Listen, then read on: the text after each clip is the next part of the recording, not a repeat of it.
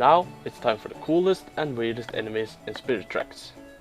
When it comes to the enemies in this game, there weren't a lot of candidates. Some were really weird, while some were really cool.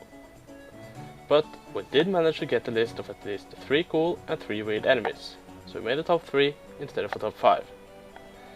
We would like to thank LuckySevenDX for letting us use this footage.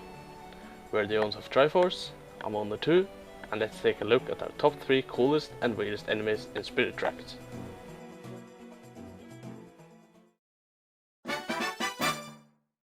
We're starting this list off with the Dark Train / Armored Train. These unmanned trains are out to get you. Around in the overworld, these trains drive around on the tracks, hunting for you. They're really annoying since they are so fast. I really had some problems with these, to be honest. They look really weird, at least the Dark Train, with that weird face-like thing on the front. The Armored Train got a bit more armor on the front, so that one doesn't look that weird, but it's still weird though. It's so satisfying when you can just run over them with the tear of light in the dark realm. So much fun. So, Wolfos are awesome. So it's no exception that they are awesome in this game too. In Spirit Tracks we got the white Wolfos, which are really cool. They're fierce and well, what's not to like about white wolves? At the same time they are pretty similar to all the Wolfos, but that is to be expected since they're Wolfos and not some kind of new enemy. So, with such a fierce and cool creature, how could we not put it on our list? Mini-Blaines are actually a bit cute and cool, we'll admit that. The problem with the mounted Mini-Blaine is, well, it's mounted on a freaking armless statue. We talked about the Mini-Blaines before, so they're mostly the same. But why do they ride on an armless statue? It just looks so weird.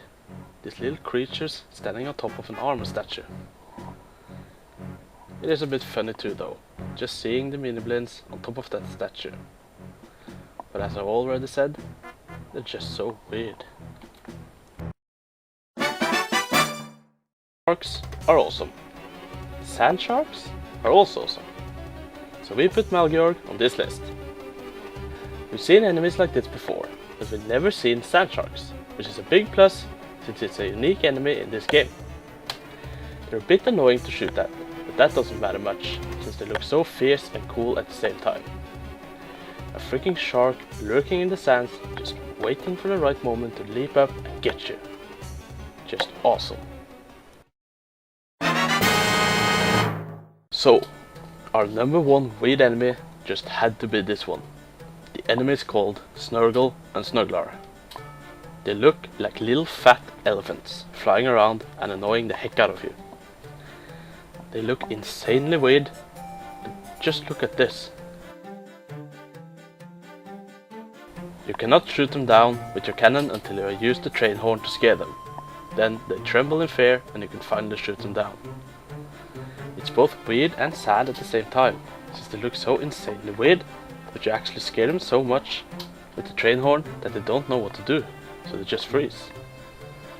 But they're still so weird that it just had to be on the top of our list. God damn weird creatures. So, we first met these enemies in Phantom Hourglass, the Phantoms. There are a lot of different Phantoms in both games and most of them are really cool. So we had to decide on which of the Phantoms to put on this list. So we agreed on putting the Torch Phantom on our number 1 spot. As I said, most of the Phantoms are really cool, but the Torch Phantom got a red armor and a freaking fire sword as a weapon. How cool is that? The Torch Phantom are big and intimidating, like you just don't want to meet them. So all in all, the Torch Phantom is, in our opinion, the coolest enemy in Spirit Tracks. And another enemy just couldn't top our list.